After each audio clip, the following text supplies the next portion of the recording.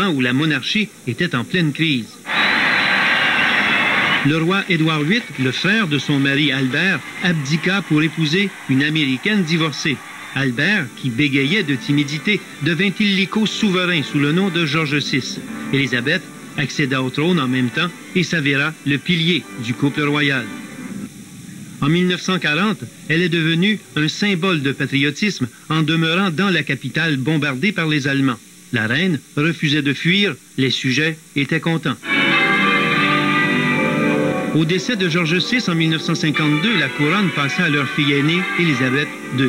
C'est à ce moment-là que la reine déchue s'inventa le titre de reine-mère, un rôle qu'elle joua à merveille pendant un demi-siècle, en profitant de toutes les occasions pour se mêler au peuple qui lui rendit son affection au centuple en faisant un des membres les plus influents de la famille royale.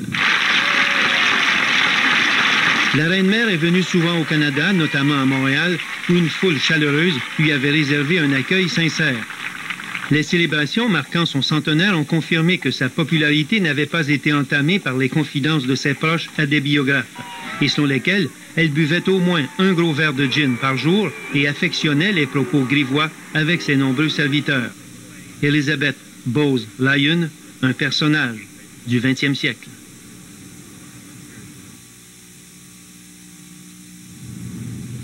La tension est toujours aussi vive au Proche-Orient. Israël poursuit ses incursions dans les villes palestiniennes malgré une résolution de l'ONU qui demande l'arrêt des opérations militaires.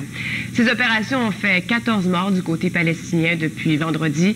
Pendant ce temps, la terreur continue chez les Israéliens. Un attentat suicide a fait 24 blessés aujourd'hui dans un café de Tel Aviv.